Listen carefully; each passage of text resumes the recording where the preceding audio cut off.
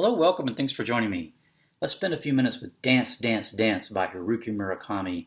This book was originally published in Japan back in 1988 and translated into English in 1994 by Alfred Birnbaum, and that's the edition that I read. But Dance, Dance, Dance by Haruki Murakami. I read this was the sixth novel for Haruki Murakami immediately following Norwegian Wood, which is one that I have not read, so I will have a chat coming up on that in the future when I get around to reading it. But I wanted to read this because Dance, Dance, Dance is considered either the third or the fourth in what's known as the Rat series by Haruki Murakami, and I finished up A Wild Sheep Chase not too long ago, which this is sort of a sequel to. The first two in that series are called Hear the Wind Sing and Pinball 1973. They are novellas, and they only are sort of loosely, I think, tied to A Wild Sheep Chase and Dance, Dance, Dance, but A Wild Sheep Chase and Dance, Dance, Dance definitely sort of are linked together. So Dance, Dance, Dance picks up about 4 years after the events in A Wild Sheep Chase. So we have the same main character, our narrator, is an unnamed man, and he is a freelance writer who is sort of disconnected. It feels sort of disconnected and alienated from really all the world around him. Sort of just goes about doing his own thing. He just sort of writes things because they need to be written, and people pay him to do it, but he doesn't get a lot of meaning from it. And so he, though, is still bothered by the events and still sort of haunted by what happened back in A Wild Sheep Chase. And I should say here, I'm not going to give away any spoilers that I think would detract from the reading of either A Wild Sheep Chase or Dance, Dance, Dance, so I'll be careful about that. But our narrator, our main character, is sort of haunted by what happened at the end of A Wild Sheep Chase. And, he's gets in his mind, he sort of has this recurring thought that someone's crying for him back at the Dolphin Hotel. So the Dolphin Hotel appeared also in A Wild Sheep Chase. It's a hotel, sort of a seedy, ramshackle hotel in another part of Japan that that played a fairly big part in A Wild Sheep Chase, and he feels like someone's crying for him there, and he feels like it's the girl with exquisite ears. So this girl with exquisite ears, we never knew her name in A Wild Sheep Chase, but she had these really special ears that in some cases had some metaphysical type properties, but he thinks he's lost track of her, and he's wondering what's happened to her, and he thinks she's at this hotel, or this hotel sort of holds the key to finding her or seeing her again, and maybe seeing if that's her crying for him or whatever. But so he decides to go to this hotel, and this is sort of what sets us off in the book, the journey of the book, which takes us through a couple of different sort of main trajectories. One is a mystery, a murder mystery. Someone winds up getting murdered, and he is not really trying to solve the murder. He's trying to not get the murder pinned on him. There's that storyline, and then there's this Nexus of the Dolphin Hotel, which it seems like is a nexus of his life. And there's some metaphysical sort of things going on here, either this or dreaming on his part, but I interpreted it as sort of metaphysical because this is sort of typical of Murakami, where there's often, between a reality, our everyday waking reality, there's another reality that sits right next to it, and in some cases, our characters in Murakami novels cross that line and cross into that other reality, and that's what's happened here, and it happens at the Dolphin Hotel.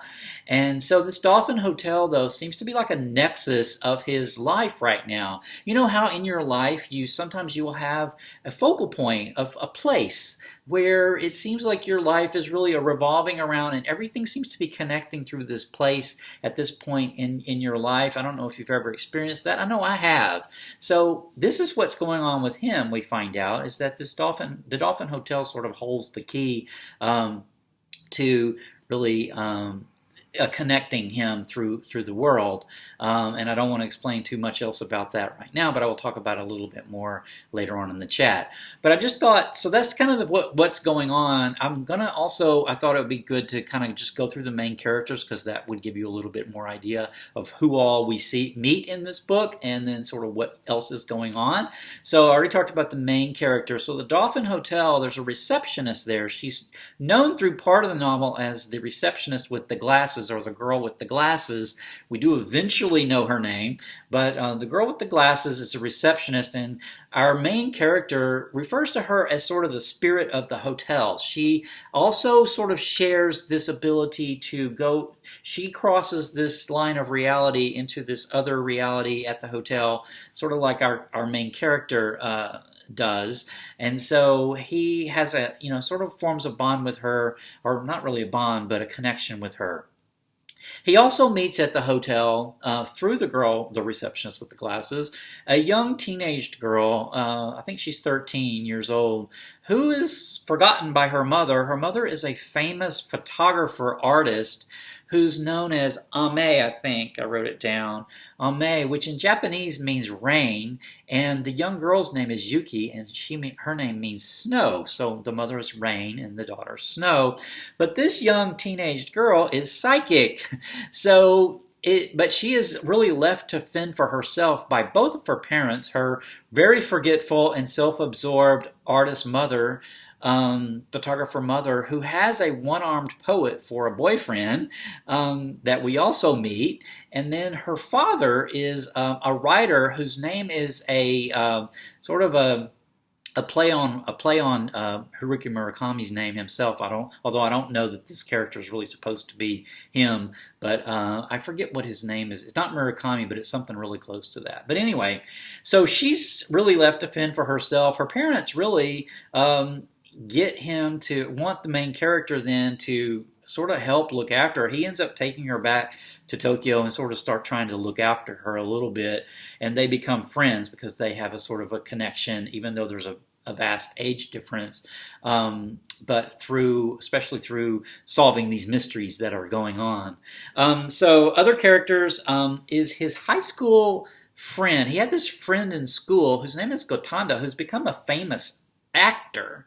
And so through this actor friend, he renews this friendship. They actually become very close. And this gives him a very important clue about finding the girl with the exquisite ears. And I don't want to give away too much about her, because that's really drives a lot of the fun of reading the book, of who is she, where is she, and what's going on with her, because she has a connection to this actor, and I don't think I'll give away how. But anyway, they have a connection. So Gotanda is, the kind of this perfect friend. Like, he was the boy in school that's perfect, that everyone loves, that's handsome, that's charming, that everybody can't help but love. And so he's this actor, and so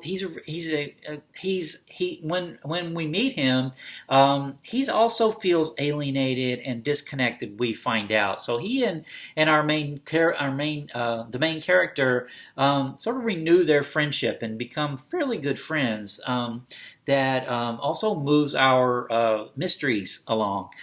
So yeah, I won't give anything else away about that. He also meets, through Gotanda, he meets a very beautiful call girl that has a very important role in the book.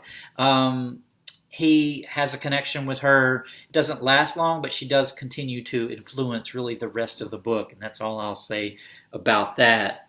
Let's see. I think that's all the characters that I really wanted to. Those are our main characters. I just wanted to talk a bit about sort of what my takeaways were from the book. So a couple of things. One is connection. So this theme of connection, I think it appears in a lot of Murakami novels. But this connection, so this hotel in connection, I mentioned about shoveling snow. It's a recurring theme. And it sort of goes back to the title, Dance, Dance, Dance. And I thought I would just read a passage from the book. Oh, there's one more character that I did not mention that I want to talk about before I do that, and that is the sheep man. So the sheep man appears in A Wild Sheep Chase and also appears in Dance, Dance, Dance. The sheep man is a man who wears a sheep costume, but this is not an ordinary man. I'll say that. So the sheep man is a somewhat metaphysical character who I think exists mostly in this other reality. I'm at least in Dance Dance Dance, he's in the other reality, but he is a very important figure metaphysically to our main character, and it is in this conversation that I'm going to read that is between the sheep man then and our main character. So our main character says, "So where does that leave me?" And the sheep man says, "You lost lots of things. Lots of precious things. Not anybody's fault. But each time you lost something, you dropped a whole string of things with it. Now why? Why do you have to go and do that? I don't know. Hard to do different. Your fate, or something like fate. Tendencies. Tendencies? Tendencies. You got tendencies. So even if you did everything over again your whole life, you got tendencies too. You got tendencies to do just what you did all over again. Yes, but where does that leave me? Like we said, we'll do all we can. Try to reconnect you to what you want," said the sheep man. "But we can't do it alone. You got to work too. Sitting's not going to do it. Thinking's not going to do it. So what do I have to do?" "Dance," said the sheep man. "You got to dance. As long as the music plays, you gotta dance. Don't even think why. Start to think, your feet stop. Your feet stop. We get stuck. We get stuck. You're stuck. So don't pay any mind. No matter how dumb, you gotta keep the step. You gotta limber up. You gotta loosen up what you bolted down. You gotta use all you got. We know you're tired and scared. Happens to everyone, okay? Just don't let your feet stop." I looked up and gazed again at the shadow on the wall. "Dancing is everything," continued the sheep man. "Dance in tip-top form. Dance to keep it all spinning about. If you do that, we might be able to do something for you. You gotta dance as long as the music plays." So yeah, I love that quote because the sheep man is actually, like I said, in this metaphysical, he's in this other reality, but he is trying to keep working to keep our main character connected to the wider world. And what he's saying is dance. You got to keep going. So even though you're shoveling snow, as our main character says, which is sort of this mundane, what seems to be meaningless activity, you got to keep doing it. You got to keep moving. You got to keep dancing. You got to keep the dance going because then you'll see the connections. If you start looking around, you'll find the connections. You'll see the connections because the sheep man, in his case, is working to make all that happen, but he's got to keep going. He's got to keep working. He's got to keep moving in order to get those connections. So I think that was my takeaway from that. So yeah, I'm going to run out of time. I think that's everything I was going to say about the book. I loved reading it, so of course I'll continue reading Murakami. I think this, if I counted up, I think this is the 8th that I've read. I haven't chatted all of them because some of them I read before I was doing chats, but I will have more Murakami coming up in the future for sure. But my next chat is going to be Track Changes by Syed Kashua.